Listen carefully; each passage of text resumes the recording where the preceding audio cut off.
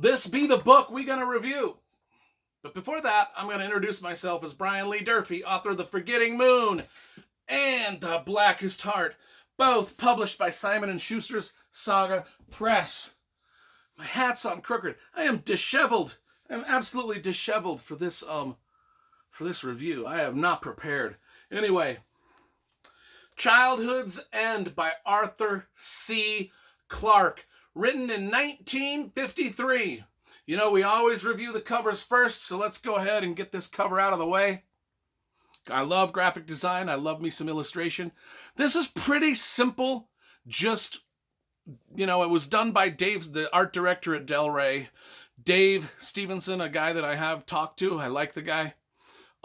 So, you know, for what it's worth, it's a decent cover. It's just kind of got some simple graphics, and that's okay for a lot of books, especially big sci-fi books like this, old-timey sci-fi book. Don't need a whole lot.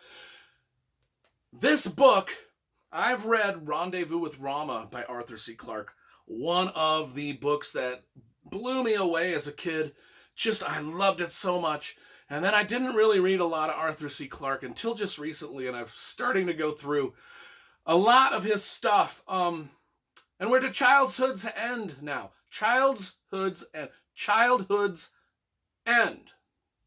Written in 1953. This starts out like Independence Day. If you remember that movie with Will Smith, Independence Day, these big spaceships come over, hover over every city, and just sit there. Boop. I mean, I imagine they got that idea from Childhood's End.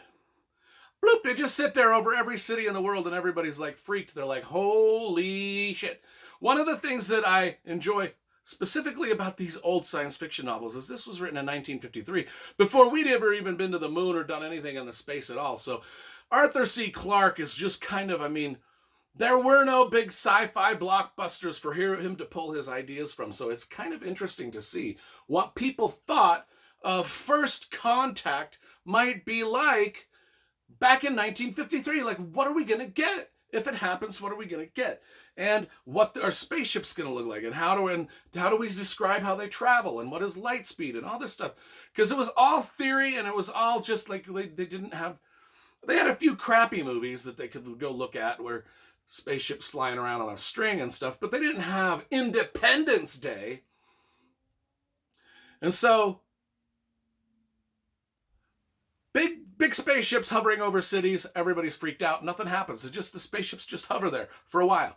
And then on their TVs and radios and all things go haywire, and then one of the aliens speaks to them in English, like these aliens had been sort of observing during that time, learning the language, like figuring out the history of the planet, all this stuff. And from the speech that the alien gives, he's basically figured out the planet and that we have been warring with each other forever. And they're like, the aliens are pretty disgusted with humanity, and they're just like, we ain't gonna give you a choice, but y'all humans gotta get your shit together. We're just gonna blast y'all fuckers into oblivion. And the speech that the alien gives, Arthur C. Clarke describes it as, you know, the perfect. It's like he comes out and gives the perfect intellectual, logical speech that's ever been given. And so I'm waiting for the speech. I'm like, holy shit, I want to read that. I want to know what that speech is. And Arthur C. Clarke never includes the speech. He just says it was the most magnificent speech ever given in the universe about logic and reason and intellectualism and why we shouldn't fight and why we shouldn't quarrel and all this stuff and how we should all just get along. And I'm like, and it was like such a great speech that everyone in the world bought into it. Well, they kind of had to, because the alien spaceships were going to blast the fuck out of everybody, and if they didn't buy into it, so there was a little coercion there. And then I wanted to hear the speech, but they didn't write it. I was a little disappointed in that. I want to know what Arthur C. Clarke's thoughts are on the most intellectually perfect speech in the history of the universe. Didn't get it. It was just mentioned, hey, they gave this fucking awesome speech, but I'm not gonna tell you what it was. Anyway, one of the great lines. There's two lines that stuck out to me. The first line that stuck out to me was, there's this character, this this clan of humans, and they're the Stormgrunns, and they've got this motto. The motto of the Stormgrunns are, the Stormgrunns always repay their debts. Didn't we hear that in Game of Thrones? But Game of Thrones came way after this. Do you think that George R.R. Martin plucked that? Because they use it over and over. We Stormgrunns always pay our debts. A Lannister always pays his debts. We Stormgrunns always pay our debts. The Lannister always pays his debts. The other line that I loved in this is when the aliens are talking to the humans. There's a faction of humans that start to figure out, okay, these aliens wanted us to get our shit together and all get along, which we did. Now we live in this perfect socialist utopia under threat of aliens blasting us off this place if we don't live under this utopia. But the utopia isn't all that utopic because, a lot of us just don't kind of like it. And yeah, everybody gets along. There's no death and no starvation and no hunger and everything, but kind of like our freedom, our will to strive for better, our will to strive to better our own selves is gone. It's like, yes, it's kind of like what, if everybody was just given everything they ever wanted at all times, it's kind of like, that would kind of suck. And that's kind of the theme of this book, because some of the humans are like, yeah, things are kind of cool, but God, it really sucks also because we're not creating anything anymore. We're not doing anything, productive anymore. We're just happy, fat a-holes doing jack shit all day. And so they kind of start to explore what's the motive behind these aliens, right? What is the motive? Because they haven't done anything but threaten us with world destruction if we don't get along.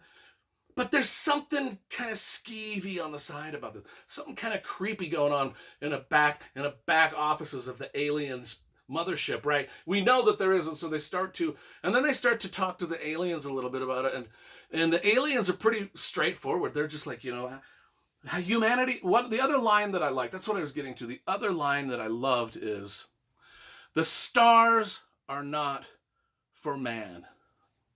In other words, we know you humans aspire to go to the moon, to go to Mars, to go to the stars.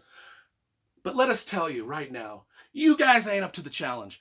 There are things out there that are bigger and better than you, and you ain't gonna fit in.